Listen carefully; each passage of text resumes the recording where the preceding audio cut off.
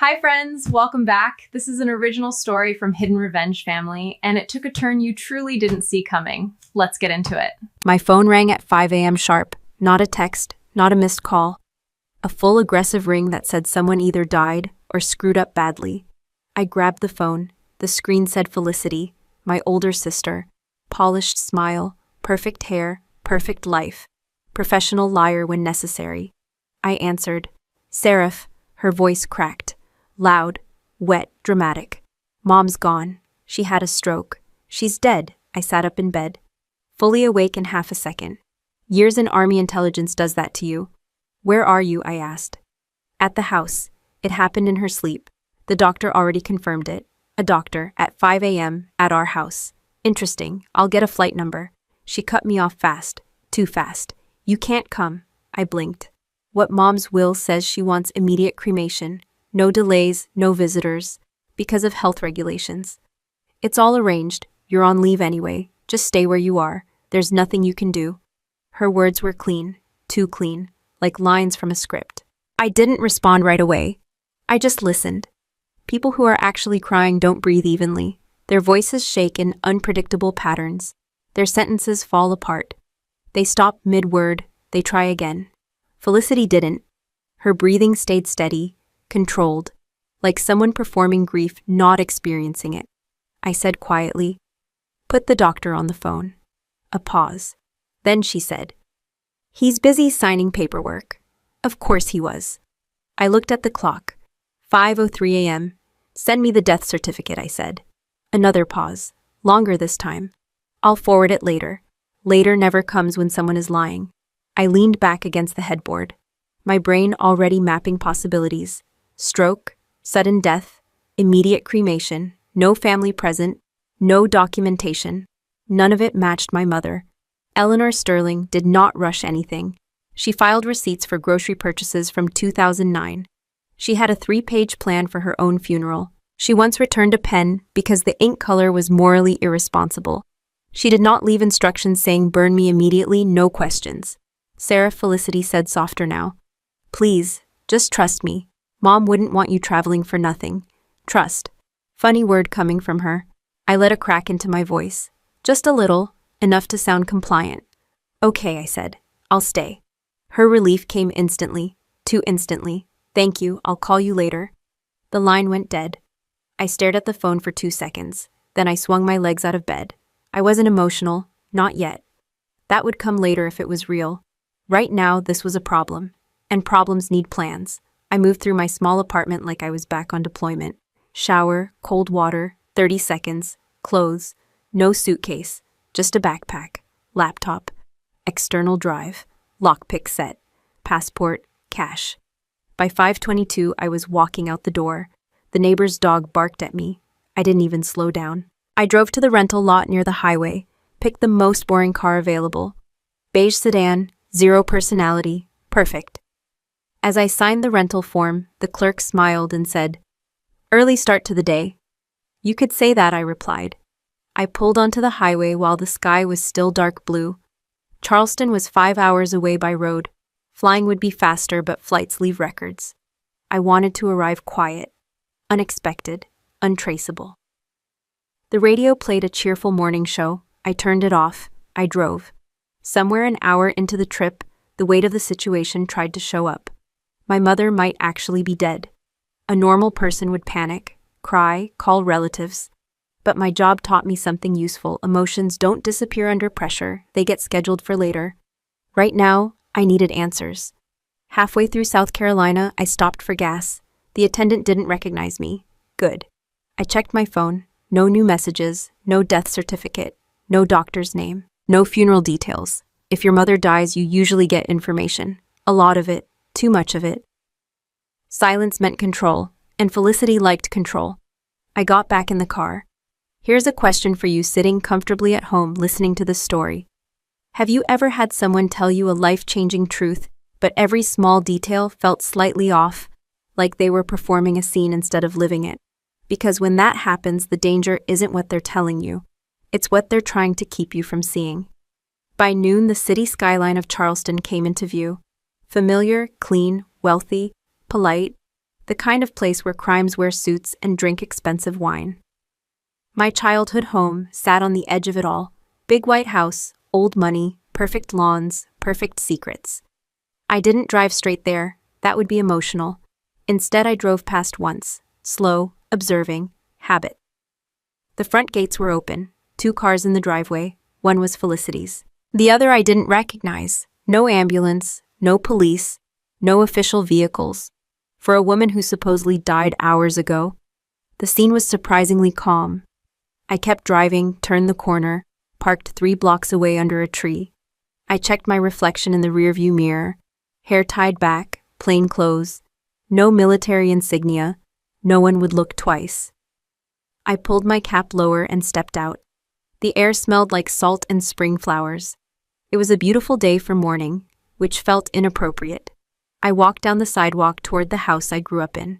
Each step felt ordinary, like I was going for a casual visit, not returning to a crime scene disguised as a family home. I didn't know yet how far Felicity had gone. I only knew one thing for sure. My sister didn't want me here, so I made sure I was. I crossed the street without rushing like someone out for a casual walk, not a soldier approaching hostile territory. The Sterling house stood exactly as I remembered. White columns, shiny windows, wealth pretending to be tasteful. If houses could lie, this one had a PhD. I didn't go to the front door. That would announce me. Instead, I kept walking past the property, turned the corner, and headed toward a small public park across the back of the estate. From there, the view opened up perfectly to the rear driveway and service entrance. I sat on a bench, pulled out my phone, pretended to scroll like every other person wasting time outdoors. Then I opened the camera app and zoomed in. A moving truck was parked at the back of the house. 2 men in uniform were loading furniture, not cheap furniture, hand-carved cabinets, antique chairs, a grandfather clock that had been in our family longer than electricity, all being carried out like clearance sale leftovers. My jaw tightened. No one empties a house the morning after a death unless they're either grieving incorrectly or stealing efficiently. I watched carefully. Another truck arrived. This one smaller, a private courier van. A man stepped out carrying a black leather briefcase. He didn't look like a mover. He looked like someone who knew the price of other people's mistakes. He walked straight to the back door. 10 minutes later, the back door opened again. Felicity stepped outside. She wasn't wearing black. She wasn't crying. She wasn't even pretending to look tired. She wore cream-colored silk pants, designer sunglasses, and a smile that belonged at a champagne brunch. In her hand was a flute of sparkling wine. She laughed at something the briefcase man said, tossed her hair, took a sip. I stared at the screen of my phone so hard I forgot to blink. If your mother dies 4 hours ago, you don't host cocktail hour in the backyard. I zoomed further. The man with the briefcase was Marcus Thorne. I recognized him from memory and from a quick search I'd done in the car earlier. Corporate attorney, specialized in estates and trusts. Reputation shark, in a tailored suit. Billing rate criminal. He handed Felicity a folder. She opened it, skimmed the first page, then smiled like she'd just won a game show. She hugged him. Not the kind of hug people give lawyers after hearing bad news. The kind people give when the numbers are exactly what they wanted. I kept recording. The movers carried out paintings next. Large ones, oil on canvas, originals, not prints. My mother's collection, worth millions, each one carefully wrapped and labeled. One mover paused to wipe sweat from his forehead. Felicity didn't look at him. She just waved her hand toward the truck, impatient like he was slow loading luggage at an airport. She walked back inside with Marcus. The door closed. I stayed on that bench, breathing slowly, feeling something cold settle in my chest. This wasn't grief. This was extraction. I needed a closer look. I got up, walked through the park, and exited on the next street. There was a small coffee shop near the front of the property. Tourists, laptops, and bad espresso. Perfect cover. I ordered a coffee. Black. No nonsense. Then I sat by the window with a view of the front driveway. 5 minutes later, another car arrived. This one I knew. A silver Mercedes. License plate FELI-01. My sister had never been subtle. She got out still holding her wine glass. Inside her other hand was a stack of documents. I watched her stop near the car, flip through the pages, and pause at one in particular. She held it up, smiling at it like it was a love letter. I zoomed my phone camera through the cafe window. The title at the top of the page was clear enough. Life Insurance Policy. Eleanor Sterling, Benefit. $10 million. And in smaller print near the bottom, policy upgraded 3 weeks prior. I took a slow sip of coffee. 3 weeks ago, my mother was supposedly fine. Now she was dead, cremated immediately, and her house was being emptied like a storage unit. No body, no funeral, no viewing, no travel allowed, no documentation shared.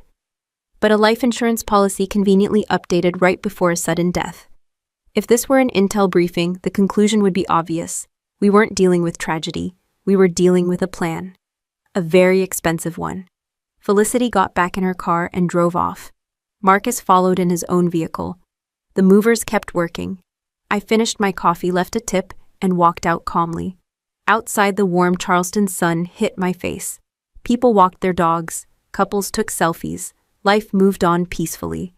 Meanwhile, my family home was being stripped like evidence after a raid.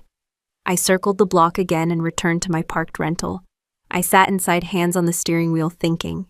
If Mom were truly dead, there would be hospital records, paramedics, a coroner, a death certificate filed with the county, a funeral home, paper trails. None of that seemed to exist. If Mom were alive, then someone had gone to serious lengths to make her disappear. And the person smiling in sunglasses was benefiting from it. I opened my laptop in the car and connected to my secure drive. If Felicity had deleted camera footage, tampered with records, or accessed Mom's accounts, there would be digital footprints. People who think they're smart criminals always forget that modern life records everything. The key was getting inside the house. And I knew every back entrance, window latch, and floorboard in that building. I grew up there. I hid from my sister there. I learned to listen behind doors there. The day had turned bright and busy, too many eyes outside, so I waited. Not nervously, not impatiently, just quietly, like a soldier preparing to enter enemy territory, she once called home. Night settled in and I moved. No dramatic cloak, no special effects, just a woman in dark jeans walking through a familiar backyard like she never left. The movers were gone, the trucks were gone. The house looked quiet, expensive, and innocent again. It always did. That was its specialty. I reached the back door. The lock was new. Felicity liked upgrading things that gave her the illusion of control. Too bad she didn't know her little sister had spent years opening doors the military never wanted opened. 30 seconds later, the lock surrendered. I stepped inside and closed the door without a sound. The house smelled the same. Lemon polish, old wood, money, but something else sat under it now. A sharp chemical scent, cleaning solution. Someone had been scrubbing. I walked straight to my mother's office. The door was locked too. New lock, different brand. Felicity didn't even try to hide the fact she'd changed access points. That told me one thing: whatever was inside had been touched recently. Another 30 seconds. Another lock opened. I slipped into the room and shut the door behind me. Everything looked almost normal. Desk, bookshelves, framed certificates, a lamp with a shade my mother hated, but never replaced because waste is immoral. But the security monitor on the desk was dark. My mother had installed a full camera system years ago after a burglary scare. She never turned it off, not once. Now the hard drive bay under the monitor was empty. I let out a quiet breath through my nose. Of course, I sat in her chair and opened the desk drawers. Files were missing, not randomly missing, selectively removed. The kind of removal done by someone who knew what to look for, which meant Felicity had help, Marcus or someone like him. I leaned back and looked around the room. My mother was obsessive about backups. She believed anything important should exist in 3 places. That habit had saved our tax returns during a flood, our insurance claims during a storm, and once my high school report card that I'd hoped to erase from history. If Felicity had deleted the security footage, Mom would have made a backup. I got down on the floor and examined the wooden boards under the desk. One panel had faint scratch marks along the edge, barely visible, but I knew what they meant. I pressed down. The panel shifted slightly. A hidden compartment. I lifted the board. Inside was a small external hard drive wrapped in plastic. I smiled. Still smarter than both your daughters, I whispered to the empty room. I plugged the drive into my laptop. The system recognized it immediately. No password. My mother hated forgetting passwords. Her solution to cybersecurity was optimism. The video files were labeled by date. I scrolled back 3 weeks. There it was. Footage from the office camera. My mother sitting at her desk. A cup of tea in front of her. Her posture upright, alert, normal. Then Felicity walked in, followed by Marcus. I clicked play. My mother smiled at first. Said something I couldn't hear clearly. Felicity handed her a document. My mother read it. Her smile faded. Marcus leaned forward. Talked. Calm, smooth, professional. My mother shook her head. Pushed the document back. Felicity's smile tightened. She reached into her handbag. Pulled out a small pill bottle. My mother noticed. Stood up.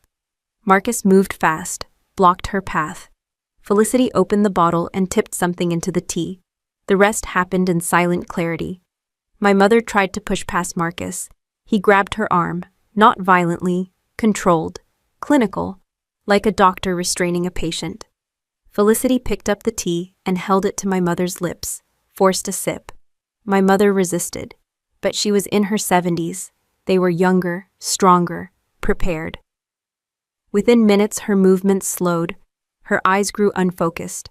She sat down again, confused, unsteady. Marcus slid the documents back in front of her and placed a pen in her hand. Felicity guided her hand. Signature, initial, signature, over and over. When it was done, Marcus collected the pages and put them into his briefcase. Felicity kissed my mother's forehead. Then they left the room, and my mother sat there, alone, staring into nothing. I paused the video. My hands were steady, my breathing was slow, but inside something hard clicked into place. This was no fake paperwork trick, no simple insurance scam. This was forced administration of a substance, illegal confinement, financial coercion, and if my mother hadn't died, they had to hide her. I opened the next video file. 2 days later, the same office. My mother sat in the chair again, this time with a blanket around her shoulders, her hair unbrushed, a glass of water in her hand. Felicity stood over her speaking. My mother responded slowly, slurred, drugged but conscious. Marcus entered with the phone, held it near my mother's ear. I listened. Dr. Hayward's clinic, a voice said through the speaker. We're ready for transfer. Transfer. Not hospital, not emergency, not ambulance, clinic, private facility. They were moving her. I scrubbed through the next footage. 2 men in medical uniforms entered. No visible logos, no badges. They guided my mother to stand. She barely could. They walked her out of the office. The door closed. The room went empty. I sat back. This wasn't just fraud. This was a disappearance. They needed my mother legally dead while she was physically alive. A ghost on paper. A body locked away somewhere, long enough to collect insurance. Transfer assets. Empty the house. Move the money.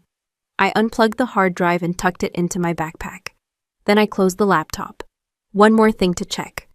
I opened my own secure software and pulled metadata from the video files, the timestamp of the last clip, 2 days ago, and embedded in the audio file of that phone call, a partial phone number.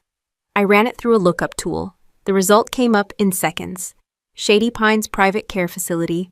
Address, Rural County, 2 hours outside Charleston. No website, no public listings, no reviews. A place that didn't want attention. I looked at the address, then at the empty office. Then at the house that no longer belonged to the woman who built it. Felicity didn't just kill a mother on paper. She tried to erase her in real life. I stood up, locked the office door behind me, and left the house the same way I entered. Quiet, invisible, unnoticed. By the time I reached the rental car, the city lights were glowing softly along the coastline. I sat in the driver's seat and entered the address into my GPS. 2 hours, remote, isolated, no witnesses. Perfect place to hide someone who officially no longer existed. I started the engine and pulled into the night traffic, blending in with people heading home to safe, boring lives. Somewhere out there, my mother was alive, and my sister believed she'd already won. I tightened my grip on the steering wheel as the GPS led me off the highway and onto a narrow rural road. No streetlights, no traffic, just trees, darkness, and the occasional mailbox, leaning like it had given up on life.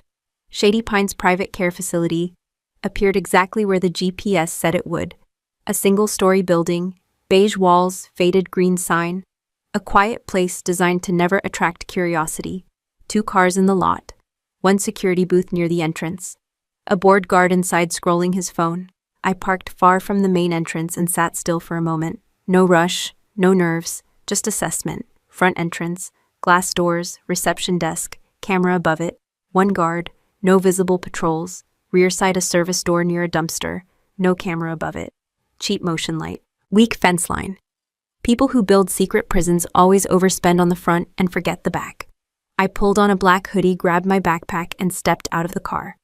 The night air smelled like wet dirt and pine. Fitting name. I moved along the fence line, keeping to shadows.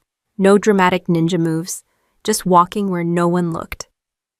The service door was exactly what I expected. Standard lock, low grade. The kind installed by contractors who assume no one will ever try. 20 seconds later, I was inside. A hallway, linoleum floor, fluorescent lights, the soft hum of medical equipment somewhere deeper inside. A nurse's station sat to my left. Empty. Coffee cup. Half-eaten donut. Someone had stepped away recently. I didn't waste time. I moved down the hallway counting doors. Patient rooms, most closed. Some with faint TV noise inside. Room 12 had a camera above the door. Room 13 did not. I chose 13. I opened the door slowly. The room was dim. Curtains drawn. A single bed near the window. A small lamp on. My mother lay there under a thin blanket. Her hair messy, her face pale. But her eyes were open, not lost, not confused, watching. I stepped inside and closed the door quietly. She stared at me for 2 seconds. Then a small smile formed. "You're late," she said. I exhaled once steady. "You're alive," I replied. Obviously, I walked to the bed, looked her over. No restraints, no IV, no machines. Just a locked door in isolation. "What did they give you?" I asked. "Something to make me slow," she said. "It wears off." Her voice was slightly rough but clear. Not broken, not fragile. I leaned closer. "Can you walk?" "Yes," she said. I chose not to. That made me pause. I looked into her eyes. Sharp, focused, calculating. "You knew," I said. She lifted one eyebrow. The same expression she used when correcting my homework as a kid. "I suspected," she said, "for years." I didn't ask what she meant. She continued anyway. "Felicity has always wanted control, of money, of people, of appearances. I needed to know how far she'd go if she thought I was weak." "You let them drug you," I said. "I let them believe they did," she corrected. I palmed the first pill, spit it out later. I played confused, played slow, let them think I was easy to manage. I stared at her. "You staged your own kidnapping." She smiled. "Just slightly. I gathered evidence without them knowing. Let them show their full hand. A mother learns a child's true nature when they believe no one is watching." I shook my head once. Not in disagreement, in disbelief. "And you didn't think to warn me?" "Your army intelligence," she said. "If I told you, you would have stopped it too early, then we'd only know they tried. Now we know exactly what they've done." I had no response to that. She sat up in bed and swung her legs over the side. Her movements were steady, stronger than expected. "What's the timeline?" she asked. "Felicity told me you were dead at 5 a.m. today. She's already moving assets. I saw an insurance policy. 10 million. My mother's eyes narrowed.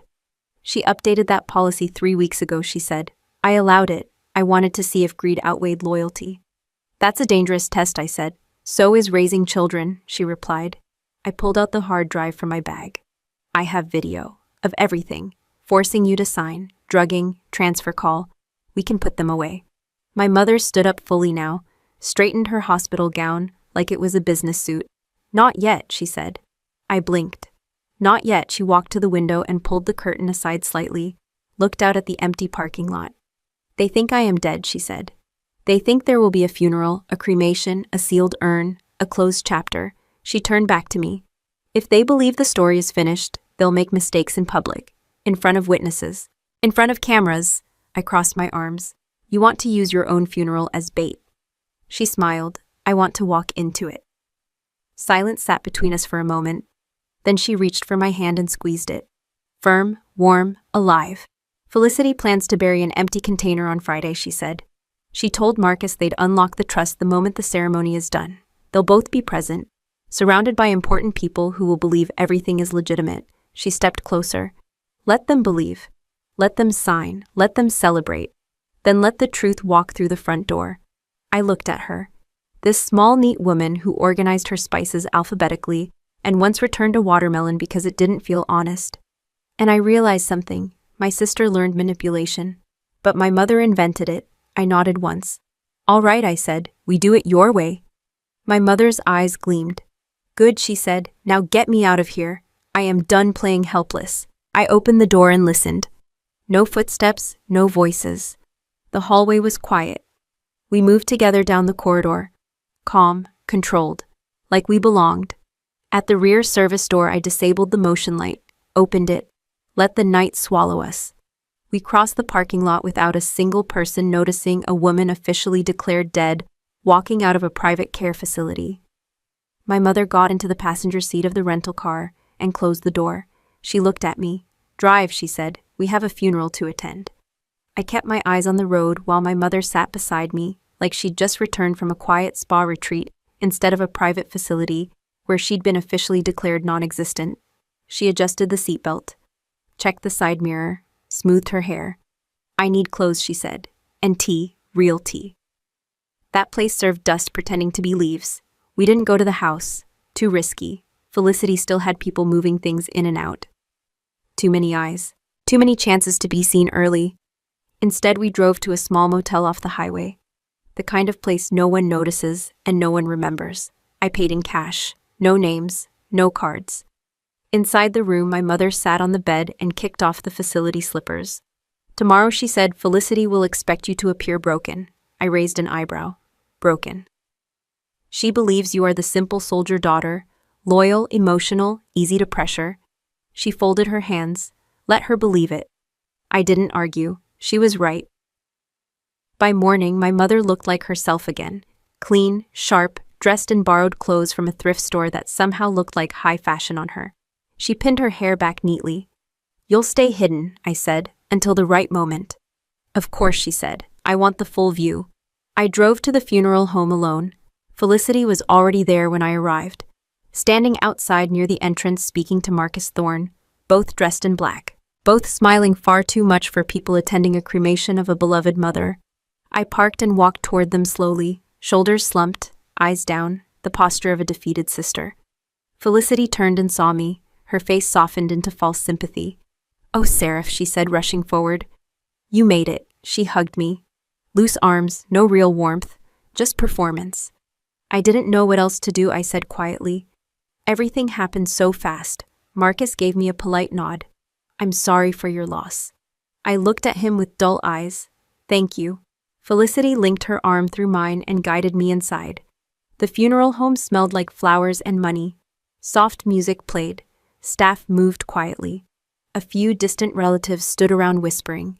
There was no body, no casket, no urn yet, just a table draped in white cloth with a framed photo of my mother, smiling at a garden party.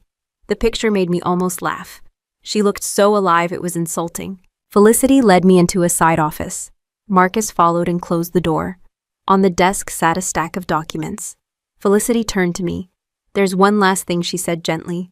Mom left legal instructions. To avoid disputes. I know you're grieving, but we should handle this before the ceremony. She slid the papers toward me. At the bottom, Marcus said smoothly, just your signature. I looked down, a waiver.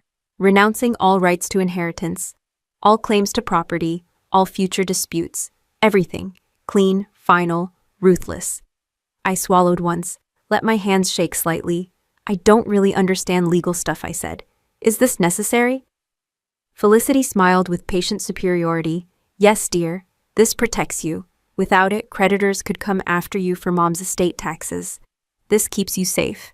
She said it kindly, like explaining vegetables to a child. Marcus handed me a pen. Take your time, he said.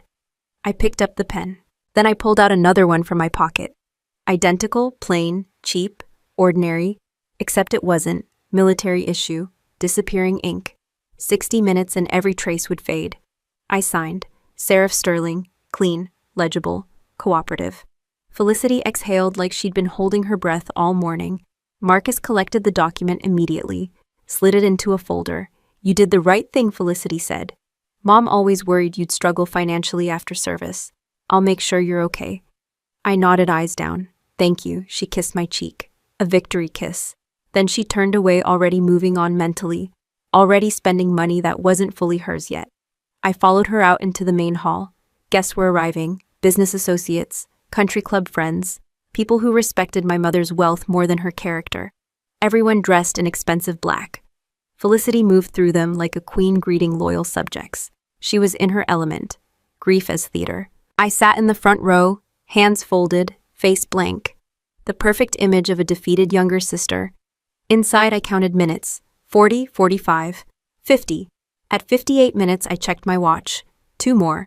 The ceremony was about to start. A staff member moved toward the podium. A microphone waited, a script prepared. Felicity stood, straightened her dress, and stepped forward to deliver her speech. Just as she reached the podium, I saw Marcus open the folder again, checking the signature page. Right on time. The ink was already fading. His eyes narrowed. He flipped the page under the light, tilted it, rubbed it with his thumb. Nothing. No signature. No waiver. No consent. His face changed first. Then Felicity saw it. What she whispered sharply. Marcus leaned toward her. The signature. It's gone. Felicity's smile froze. Her breathing shifted. A crack in the mask. She turned and looked directly at me in the front row. I met her eyes calmly. No expression. No emotion. No apology. Just a soldier sitting at attention. Felicity swallowed once, then lifted her chin, forcing the smile back on as guests looked toward her waiting. She turned to the microphone. The show had to go on. Felicity's fingers tightened around the podium. She recovered fast. I'll give her that. She was built for performance. The kind of person who could sell sadness like a premium product. Thank you all for coming, she began.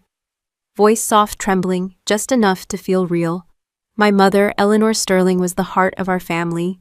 She spoke about charity work, garden parties, classical music nights. Stories polished so smooth they could slide right past suspicion. The audience nodded along, dabbing dry eyes, murmuring sympathy. I watched the crowd, business partners, investors, country club elites, people who measured human worth in square footage and stock portfolios. They didn't know my mother deeply, but they respected her wealth. And they believed paperwork. Felicity's voice grew stronger. She had regained full control of the room. And though her passing was sudden, we honor her wish for a simple farewell. A staff member near the side door lifted a hand signal. The ceremonial urn, empty, sealed, decorated, sat on a small table ready to be presented as her remains. The show was on schedule. I stayed seated until Felicity finished her speech and stepped back from the podium. Polite applause followed, some sniffles, some dramatic sighs. Then the staff member began rolling the small ceremonial stand forward. That's when I stood. Not fast, not slow, just deliberate. The movement caught attention, front row, immediate visibility. People turned, whispered. I walked toward the aisle. Felicity saw me and blinked, thrown off for half a second. Then she smiled through her teeth the way people do when their script is being threatened. I kept walking, reached the front, reached the microphone. The staff member froze, unsure. Felicity leaned toward me, whispering with fake warmth. Seraph, sweetheart, now isn't. I gently took the microphone from her hand. No struggle, no raised voice, just quiet control. The room went silent. Not awkward silence, curious silence. The kind rich people fall into when unexpected drama appears in front of them. I looked at the audience. My name is Seraph Sterling, I said. I'm Eleanor Sterling's daughter. A ripple of polite recognition. They already knew that. But it grounded attention. I want to share something my sister forgot to mention. Felicity's smile tightened. I reached into my pocket and pulled out my phone, connected it to the audio cable at the podium. The screen behind the stage meant for family photos lit up automatically. Felicity's eyes widened slightly, just slightly. I pressed play. At first nothing, then sound. Felicity's voice filled the church. Once we cremate a substitute container, the insurance company releases the $10 million. The trust unlocks after the ceremony. No one will question a closed urn. Gasps scattered across the room. Marcus shifted his weight. Too fast, too obvious. Another voice played. Marcus. As long as Eleanor is legally deceased, everything transfers cleanly. No disputes, no delays. The recording continued. Clear, undeniable. No AI, no distortion. Just greed speaking plainly. Murmurs spread. Some guests leaned back, some leaned forward, some reached for their phones. Felicity stepped toward me, whispering through clenched teeth, "This is fake. Turn it off." I didn't look at her. I held up a small device in my other hand. A smoke detector, except inside it sat a hidden camera. Recording, time-stamped, original file data intact. "Original source," I said calmly into the microphone. "Recorded inside my mother's office. Forensic metadata available." Marcus took a half step backward. Felicity turned to the crowd, laughing nervously. "This is insane. She's using deepfake tech. Everyone knows how easy that is now." I nodded once. "Deepfake is easy," I said, "which is why I brought something harder." I tapped my phone again. Another video appeared on the screen. My mother, sitting in her office. Felicity and Marcus forcing the tea, forcing the pen, forcing the signatures. This time no audio needed, just images. The room shifted from confusion to shock. A woman in the third row covered her mouth. A man in a gray suit whispered "Jesus Christ" under his breath. Someone's phone began recording openly now. Felicity's breathing changed. Faster, shallower. She turned toward Marcus. He didn't look at her. He was calculating exits. I turned back to the audience. "The woman you are mourning today," I said, "was never cremated. She was never in an ambulance. She was never in a hospital. She was drugged, coerced, and hidden in a private facility so her death could be sold for profit." Silence. Not polite silence anymore. Predator silence. The kind where reputations start dying in real time. Felicity's voice cracked as she shouted, "She's lying!" I turned to her. "Then where is Mom's body?" I asked. Felicity froze. She opened her mouth. Nothing came out. Because there was no body, no ashes, no remains, no proof, just a sealed urn containing nothing but air and arrogance. The funeral staff exchanged looks. One of them stepped away from the urn table instinctively, like it might explode. Marcus pulled out his phone, probably calling someone, lawyer, driver, anyone. But I was already ahead. I stepped aside from the microphone and raised my voice to the room. "If anyone here has done business with Felicity Sterling or Marcus Thorne," I said, "I suggest you reconsider your contracts." Business associates shifted, checked each other's faces. Quiet calculations began. Trust evaporated faster than the disappearing ink on my fake waiver. Felicity's composure broke in visible cracks now. She turned toward the back of the hall. That's when the main doors opened.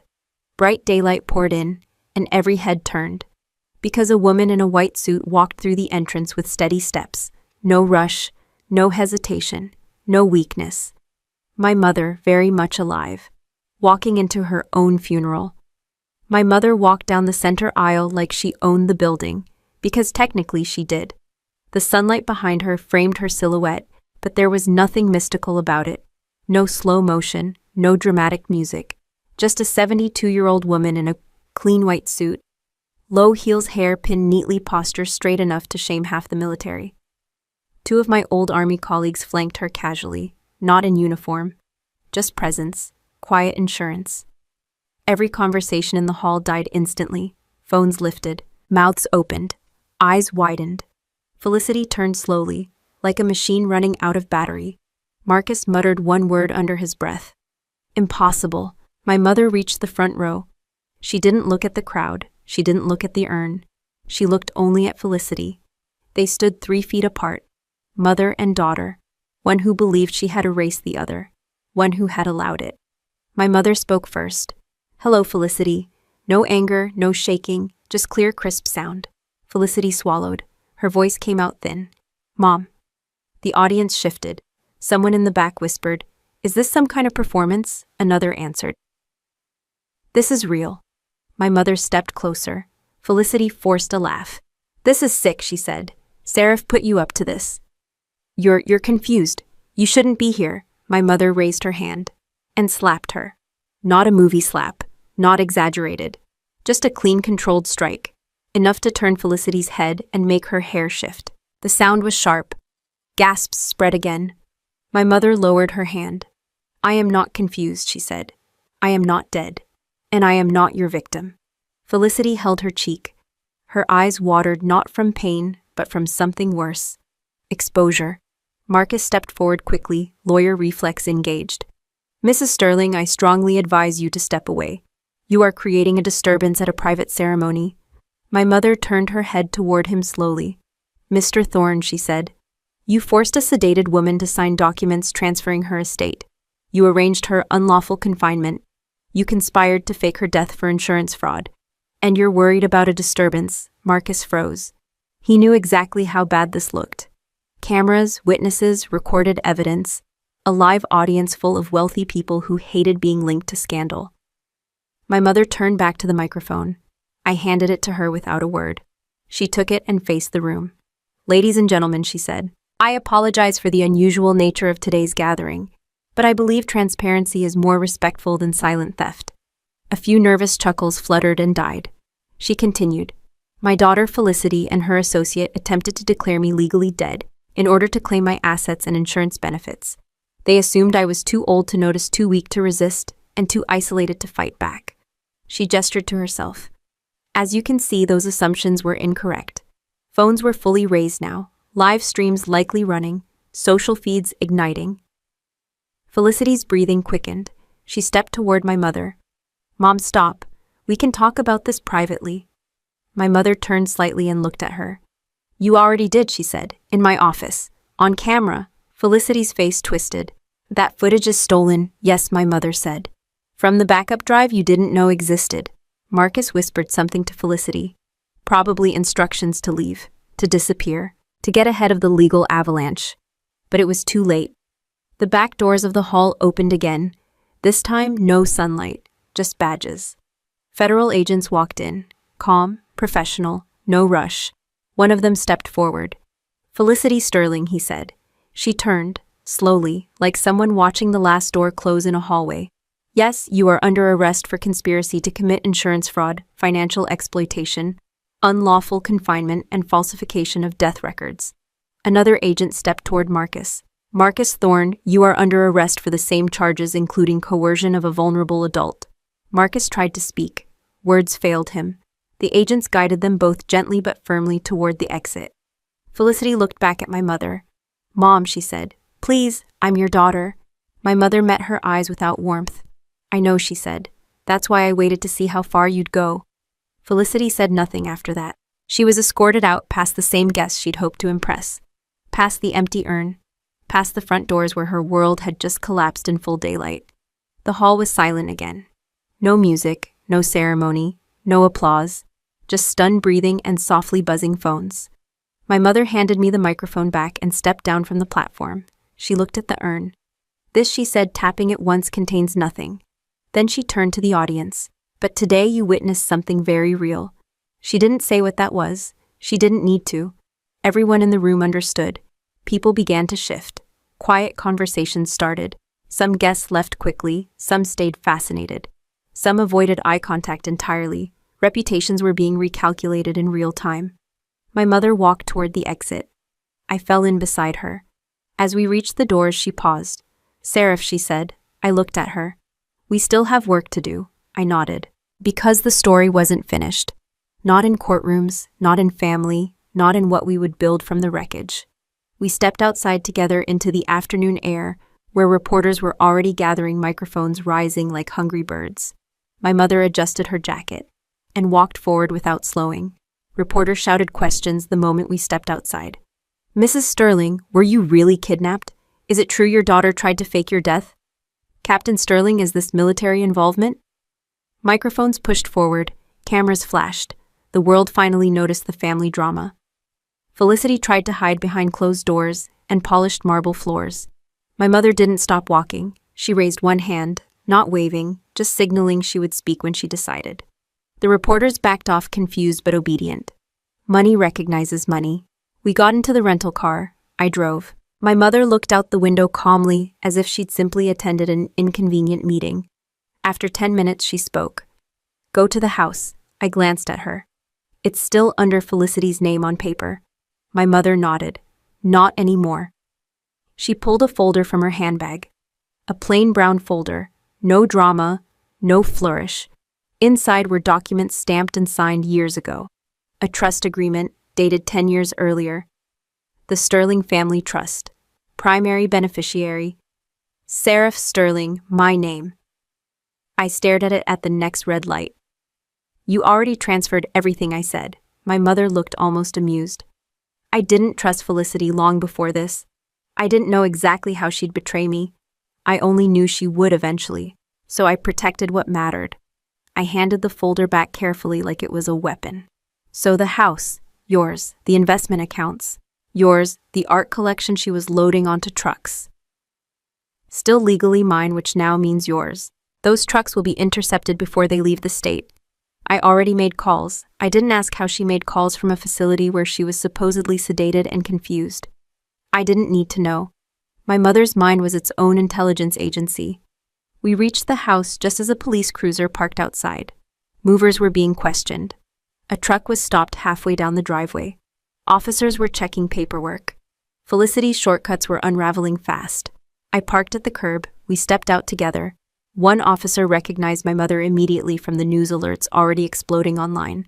Mrs. Sterling, he said, we've been instructed to secure the property under your authority. My mother gave a slight nod. Thank you, officer. We walked past the front doors, past the grand entryway, past the staircase where Felicity used to stand every Christmas pretending we were a perfect family. Inside the house was half empty, spaces on walls where paintings once hung, furniture missing, rugs rolled up. Felicity hadn't just planned to steal money, she planned to erase history. My mother walked through each room without slowing, without sentimentality. She already mourned the illusion of her eldest daughter. Furniture was nothing. In the study, my mother opened a drawer and removed a small metal key. Safe in the wall behind the bookshelf, she said. Open it. I did. Inside were additional documents, passports, backup bank cards, emergency cash, a list of names, people who helped me quietly over the years, she said. Loyal people, competent people, not family.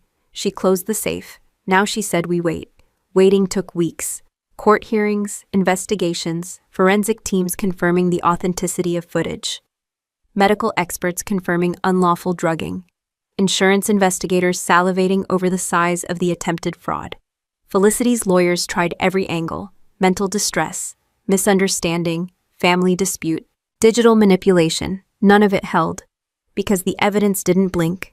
Video, audio, metadata, witnesses. A living victim who walked into her own funeral. The jury didn't need long. Guilty on all counts. Conspiracy to commit insurance fraud, financial exploitation of an elder, unlawful confinement, falsification of death records. Marcus received 18 years. His law license evaporated. His reputation collapsed in days. Felicity received 20 years. No parole eligibility. The judge asked if she had anything to say before sentencing. She looked at my mother. Not me. I did this for us, Felicity said. For the family. My mother's expression didn't change. The family, she said quietly, was never the problem. You were. Felicity was led away, shackled, crying. No cameras this time. No champagne. No silk dress. Just consequences. When it was over, my mother and I sat on the balcony of the Sterling house. The house was quiet again. Clean. Ours. The ocean wind moved the curtains slightly. The city lights of Charleston glowed below. Life continued. Always does. My mother poured tea. Real tea this time. Strong, bitter, honest. We sat without speaking for a while. Then she said, "What will you do with it? With what everything?" I looked at the house, the accounts, the collection, the weight of generations that once meant power and now felt like responsibility. I don't want this to become another throne people fight over, I said. My mother nodded. Then don't build a throne. So we didn't. Within a year, the Sterling Family Trust was converted into a foundation. Not for high society charity dinners, not for name plaques on museum walls, but for soldiers discarded by their own families. Veterans who returned home to no home. People who served loyally and were forgotten quietly.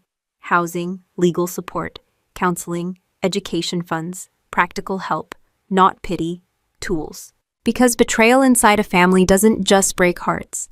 It breaks futures. And someone has to step in where blood failed. On the first day the foundation opened, my mother stood beside me at the entrance.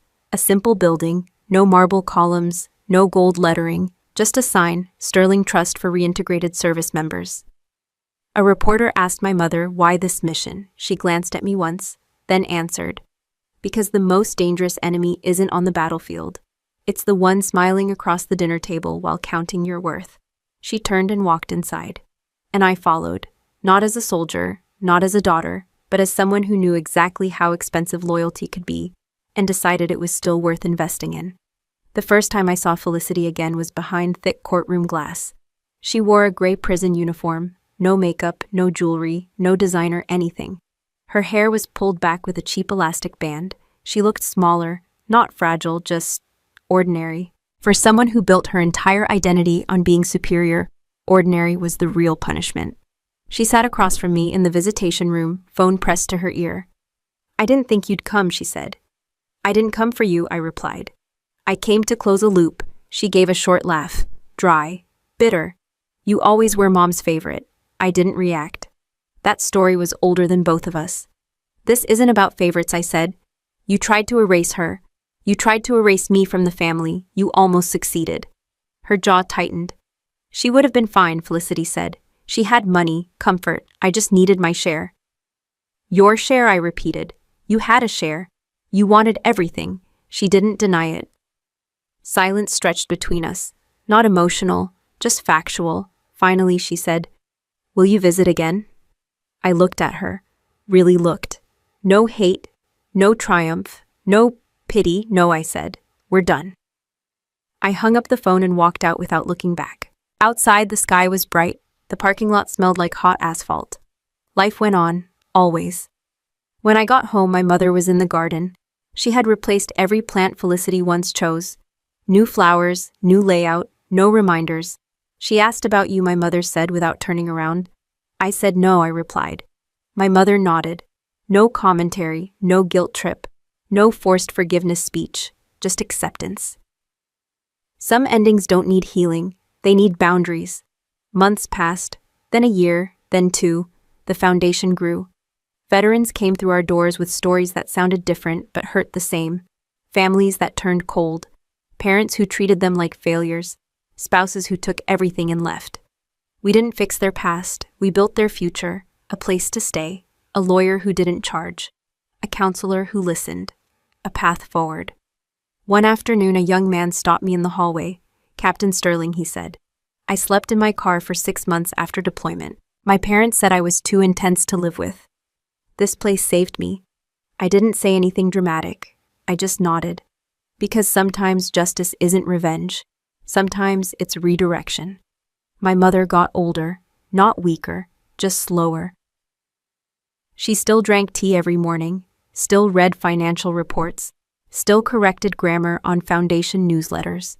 One evening we sat on the same balcony where we once decided what to do with everything Felicity tried to steal. My mother handed me a small box. "Open it," she said. Inside was the fake urn from the funeral. I stared at it. "Why keep this?" I asked. My mother smiled. "To remember that the dead can return and the living can disappear." I closed the box and set it aside. The ocean wind moved through the curtains again. Familiar, honest. "You know, my mother said people still ask how I felt walking into my own funeral." I looked at her, and she sipped her tea. "I felt relieved," she said, "because the daughter I lost wasn't the one who went to prison." She placed her hand over mine. "It was the one I raised before greed replaced her." I didn't respond. There was nothing to fix there. Only truth. Years later, when my mother passed away for real, it was peaceful, natural, documented, witnessed, surrounded by people who loved her, not needed her. No fake documents, no hidden cameras, no empty urns, just honesty. And when we held her real funeral, no one walked in unexpectedly. No doors burst open, no shocking twists. Because a good life doesn't need theatrics at the end. It just needs to be real. I still run the foundation, still sign papers, still answer letters from veterans who call us their second family. And sometimes when people ask how I learned to see betrayal before it strikes, I tell them the battlefield taught me how to spot enemies. But my family taught me where they hide. So let me ask you something before we part ways today. If someone you trusted most told you a devastating truth, but every instinct in your body whispered that something was off, would you ignore that instinct to keep peace or follow it even if it meant tearing down everything you thought was family? Share your thoughts in the comments and don't forget to subscribe for more stories where justice doesn't come softly, but it always arrives. People often ask me what the hardest part of my military career was. They expect stories about combat, explosions, enemy fire, life or death missions. I usually disappoint them. The hardest battlefield, I tell them, was my living room. That answer makes people laugh. Then they realize I'm not joking. On a battlefield, enemies are obvious. They wear different uniforms, they carry weapons. They don't hug you at Christmas and ask about your love life. In families, the rules are different. The person most capable of hurting you isn't the stranger outside your door. It's the one who knows where you hide your spare key. Felicity didn't outsmart me because she was brilliant. She outsmarted expectations. No one expects betrayal from blood. Society trains us to believe family equals safety by default. That belief is comforting and dangerously inaccurate. I learned something important through all of this: family is not automatically a sanctuary. Sometimes it's the first battlefield you ever step onto. Most people don't like hearing that. It feels wrong, disrespectful, cold, but ignoring reality doesn't make it disappear. It just delays the damage. When I look back, Felicity's behavior wasn't a sudden transformation. It was a long pattern with good lighting. She needed control. She needed admiration. She needed to be seen as superior. If she didn't get it naturally, she manufactured it. At first, it was small things: deciding where we ate, what we wore, who we should date, what career paths were acceptable. If you disagreed, she didn't argue. She guilted. She sighed. She reminded you how much she sacrificed, how hard her life was, how ungrateful you were. That's not love, that's leverage. Many people listening to this have someone like that in their family, a person who always has the final word, always plays the victim, always somehow becomes the center of every situation. And most families tolerate it, because confronting it feels like betrayal. Here's the uncomfortable truth. Calling out harmful behavior isn't betrayal. Pretending it's normal is. One of the biggest reasons people ignore warning signs in family members is fear of labels. If I set boundaries, I'm cold. If I question them, I'm disloyal. If I walk away, I'm ungrateful. Those beliefs keep people stuck in cycles of emotional debt that never ends. Felicity counted on that. She assumed I would fold, that I would respect her seniority, that I would avoid conflict, that I would obey the unspoken rule, don't challenge family. She was wrong. Because I learned another rule in the military. If something feels off, you don't ignore it to preserve comfort. You investigate it to preserve survival. Family doesn't get a special exemption from accountability. That doesn't mean every disagreement is a war. It means you stop granting unlimited trust based solely on shared DNA. Some people are loyal to you. Some people are loyal to themselves. The problem is they look identical until pressure reveals them. Felicity didn't try to destroy me because she hated me. She tried because she saw me as irrelevant, an obstacle, a leftover piece in a plan where she was the only important character. That mindset isn't rare. It exists in many families in quieter forms. A sibling who sabotages your achievements, a parent who only supports you when you obey, a relative who borrows money and disappears, a spouse who controls every decision under the label of care. None of these start with explosions. They start with subtle shifts, tiny compromises, quiet discomfort you convince yourself to ignore. People don't wake up one day in a burning house. They wake up after years of smelling smoke and calling it imagination. So what do you actually do with this information? First, understand this clearly. Family is not defined by biology. It is defined by behavior. Anyone can share your blood. Only a few earn your trust. Second, pay attention to patterns, not promises. People lie with words. They rarely lie with consistent behavior. If someone only supports you when it benefits them, that's not support. That's a transaction. If someone makes you feel guilty for having boundaries, they're not protecting the relationship. They're protecting their access to you. Third, stop waiting for someone to become who they've never been. Felicity didn't suddenly become greedy. She simply reached a moment where her true priorities surfaced. Some people don't change because they can't. Others don't change because they don't need to. Waiting for transformation without evidence is not loyalty, it's self-abandonment. And finally, accept that protecting yourself isn't cruelty. When I walked out of that prison visitation room and said we're done, I wasn't being heartless.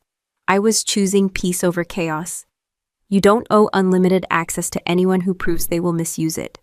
That includes family. Here's something most people don't say out loud.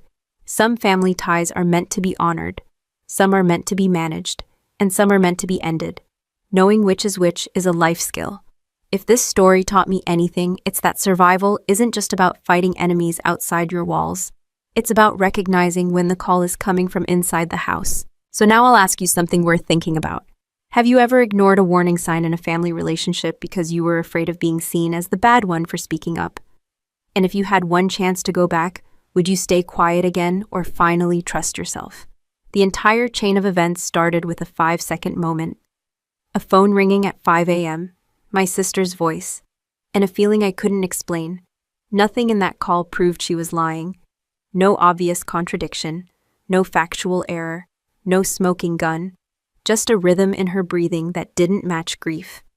Most people would ignore that. They'd say I'm overthinking. They'd accept the story and move on. They'd trust the words because challenging family feels uncomfortable. I didn't. Not because I'm special, not because I have superpowers, but because the military taught me something important. Instinct is not magic. Instinct is compressed experience. Your brain notices patterns long before your conscious mind finishes forming sentences. That tiny pause in Felicity's voice, that overly controlled breathing, that urgency to keep me away, those were data points. My mind just processed them faster than language. People love to say, trust your gut like it's mystical wisdom, but your gut isn't a crystal ball. It's a hard drive full of past experiences running quick calculations. The problem is most people ignore it, not because it's wrong, but because listening to it is inconvenient. Think about how many times you've had a feeling that something was off. A business deal that felt rushed. A partner who avoided simple questions. A friend who only called when they needed something. A relative who insisted, don't worry about it, while blocking you from seeing the details. Your body reacted. Slight tension, small discomfort, a whisper in the back of your mind. And then you talked yourself out of it. I don't want to seem paranoid. I don't want to cause drama. I'm probably imagining things. That's not rational thinking. That's social conditioning. We're taught that doubting others is rude, that asking questions is distrustful, that harmony matters more than clarity. Predators love that rule. Felicity didn't just lie. She tried to control information. She told me not to come home. She discouraged verification. She framed obedience as kindness. That combination is always a red flag. Urgency, isolation, discouraging questions. You don't need military training to recognize it. You just need to stop dismissing yourself. But instinct alone isn't enough. Acting blindly on every feeling can be reckless. The real skill is testing your instinct instead of arguing with it. I didn't confront Felicity on the phone. I didn't accuse her. I didn't start a screaming match. I gathered data. I showed up quietly. I observed. I confirmed. That's how you respect both your intuition and reality. So let's talk practical application, because stories are entertaining but useless if they don't change how you move in the world. Here are 3 questions I now use whenever something feels off. First, what are they rushing me away from? If someone pushes urgency but blocks transparency, something's wrong. Grief doesn't require secrecy. Love doesn't require blindness. Honest people don't fear verification. Second, what would happen if I calmly checked this myself? If the answer is they'd get angry, you're not dealing with trust. You're dealing with control. Third, if I remove myself from their plan, what would they lose? If they lose comfort, convenience, or money, but not emotional connection, you were never valued as a person. You were valued as a resource. Those 3 questions cut through manipulation faster than any lie detector. Another lesson I learned: truth doesn't panic. Lies get defensive. Truth stays steady. Felicity panicked when I asked for a death certificate. Truth would have simply sent it. Marcus panicked when the signature disappeared. Truth wouldn't need disappearing ink. People who are honest don't need to rush you, corner you, or guilt you. They let reality speak for itself. And here's something most people don't want to admit. You already know when something feels wrong. The skill isn't developing instinct. The skill is giving yourself permission to listen to it. That's hard when the person involved is family, or a partner, or a boss, or someone with power over your life. But ignoring instinct doesn't preserve relationships. It only delays their collapse. Felicity assumed I'd dismiss my discomfort to keep peace. She assumed I'd stay small to keep the family image intact. Many people live their entire lives like that, shrinking their awareness, silencing their suspicion, sacrificing clarity to avoid conflict. Then one day they wake up inside damage that could have been prevented. Trusting yourself early is cheaper than repairing yourself later. That's not cynicism, that's self-respect. And one more thing. Listening to instinct doesn't mean seeing enemies everywhere. It means recognizing when behavior doesn't match words. Healthy trust and blind trust are not the same thing. Healthy trust says, I believe you and I can verify. Blind trust says, I believe you and I am not allowed to check. Only one of those keeps you safe. If my story has a practical takeaway, it's this: your instinct is the smoke alarm. Evidence is the fire extinguisher. Ignoring both burns down the house. So I'll leave you with a question that might matter more than you expect. When was the last time your instincts warned you about someone and you talked yourself out of listening? And if that situation repeated today, would you finally trust yourself enough to investigate instead of apologize? People love revenge stories. They love the moment the villain gets exposed.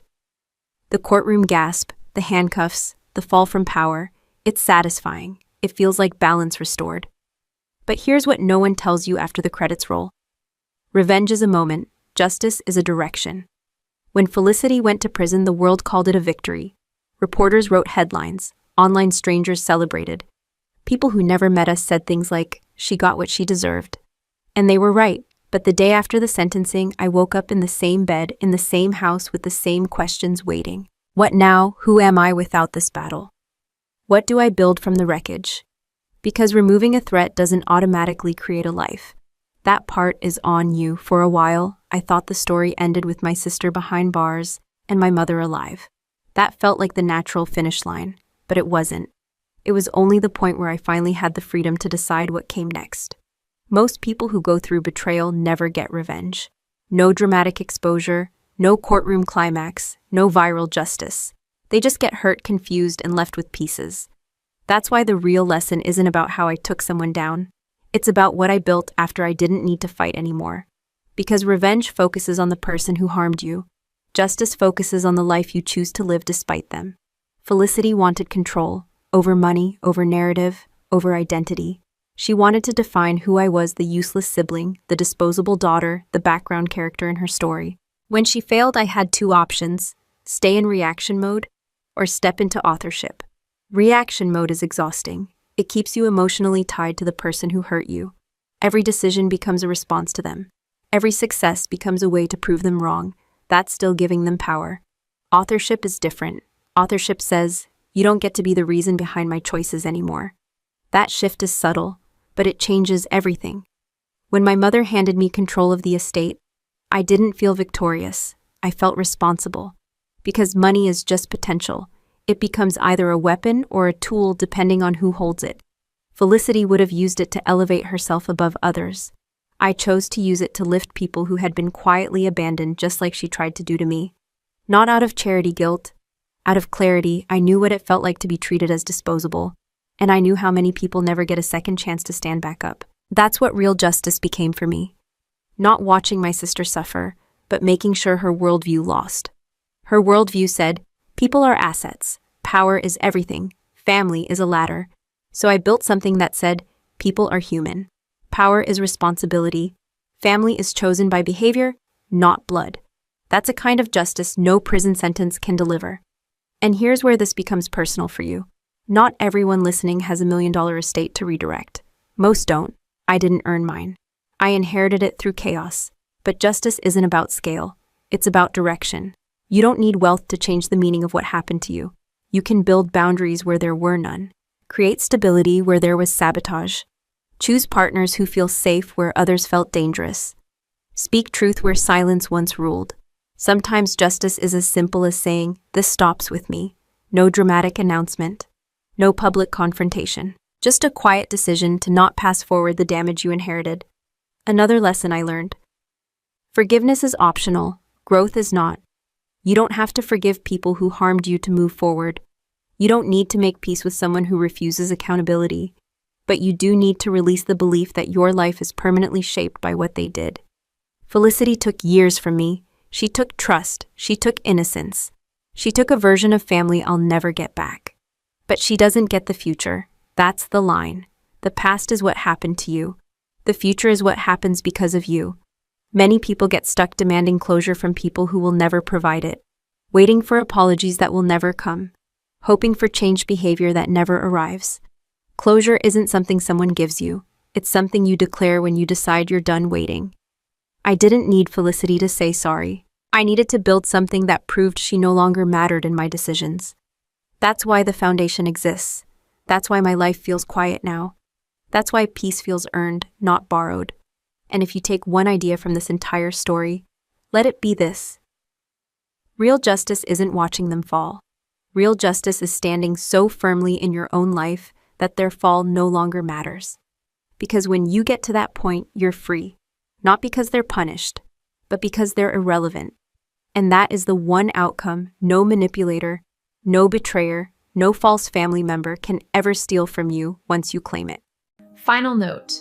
This story is a work of fiction created by artificial intelligence to heighten drama and emotion. But the valuable lessons we discuss are entirely real and continue to happen to many people every day. If this style isn't for you, that's perfectly okay. Please feel free to look for other content that better suits your needs.